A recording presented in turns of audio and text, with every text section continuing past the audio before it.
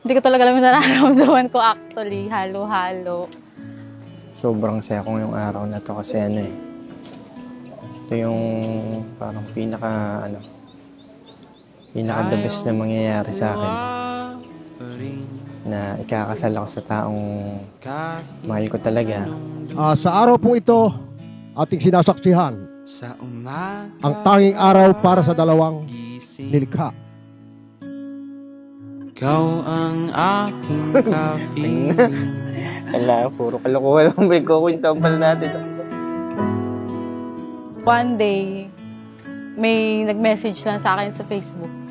Yung asawa ng pinsan ko na senior niya, army kasi siya. So, senior niya,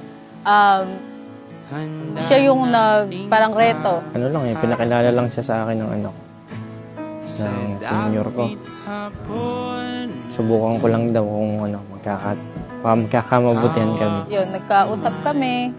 Yung conversation namin, siguro mga 3 days pa lang, tinatanong niya na ako, ano ba yung gusto mo pag kinasal ka? Mga ganun na kaagad. Mamahalin ng isa-isa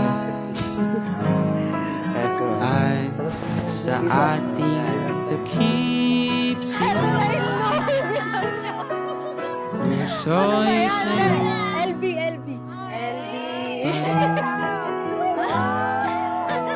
Parang ayaw niya suot. Suotin niyo.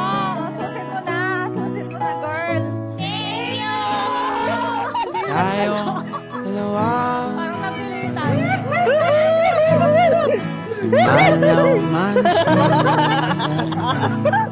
Araw na ito, yan nga po ang tanging paraan upang ang dalawang puso na nagnanais lumakad sa bagong daigdig ng lakad ng buhay, pagtaliin, pagbuklurin sa pamamagitan po ng pagpapatibay at pagkagawad sa kanila, pagkilala sa kanila, alinsunod sa mga batas at tuntunin na mabuting balita ni Kristo na siya'y magpunta rito kumanaw dito sa lupa.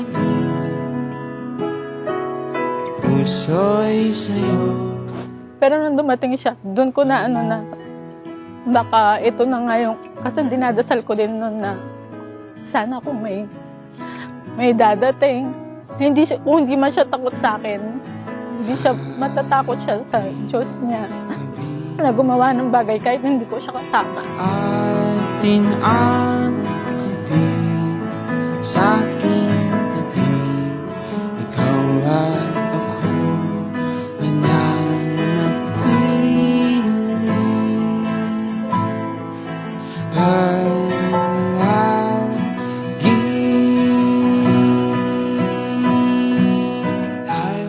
Yung nagustuhan ko talaga sa kanya, yung niya,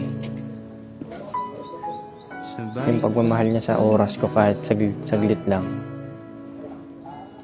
Kasi alam natin, pag sundalo, doon ko nasubukan yung TV at tatag niya na hindi rin siya tumamlay sa akin, hindi niya ako sinukuhan.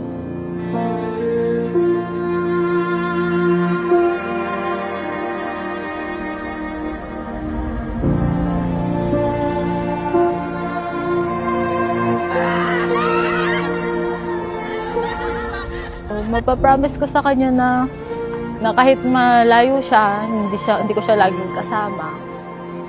Hihintayin kita palagi. Kung nasan ka, hintayin ko yung mga message mo kahit wala kang signal.